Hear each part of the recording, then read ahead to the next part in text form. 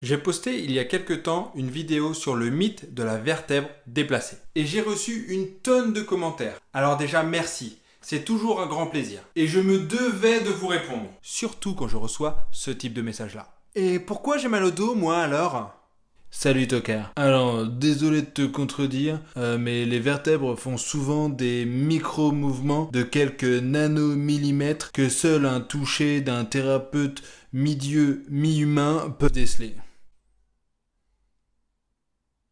Ah si, je te jure. Si par exemple D3 est un sac-bending droit par rapport à D4 qui elle-même est un fist-fucking gauche... Oui.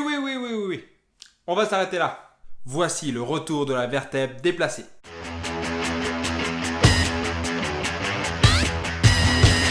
Alors, la question qui est le plus revenue, c'est... Ok, super, j'ai pas de vertèbre déplacée, mais j'ai quoi alors ? Les problèmes de dos, c'est très complexe. Attention, accrochez-vous.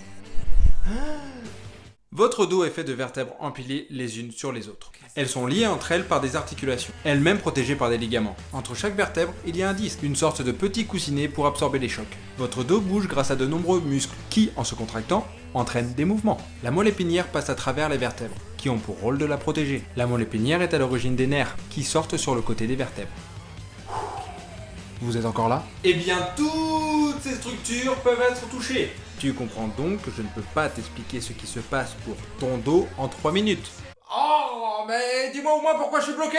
À l'heure actuelle, on ne connaît pas très bien tous les mécanismes. En effet, les études se contredisent à ce sujet. Mais dans le cas de la lombalgie aiguë, aussi appelée lumbago, c'est-à-dire quand t'as hyper mal tout d'un coup et que tu peux plus du tout bouger, la structure touchée serait le disque intervertébral, c'est-à-dire le coussinet qu'il y a entre les vertèbres qui absorbe les chocs. Il se peut que lorsque tu portes une charge trop lourde... Allez, 1, 2, 3... Oh, j'ai mal mon dos ! Ou même lors d'un geste complètement anodin, qui est alors la goutte d'eau qui fait déborder le vase. Ouais, et santé, hein !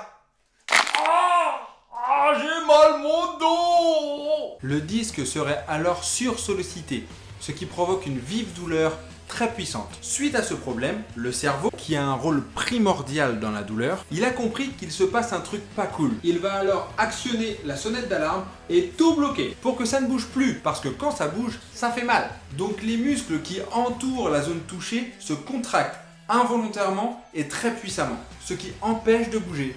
Vous êtes bloqué. Donc le problème devient musculaire. Ça, on en est sûr.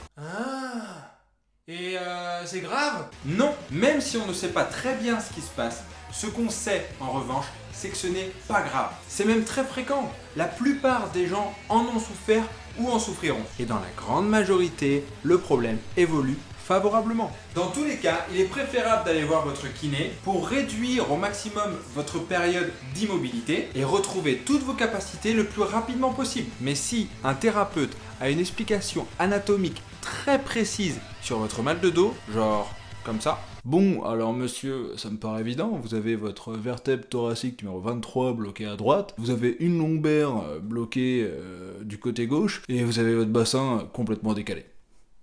Là, ça me paraît évident. Hein. Dans ce cas-là, vous avez probablement affaire à un génie, voire même à Dieu Tout-Puissant.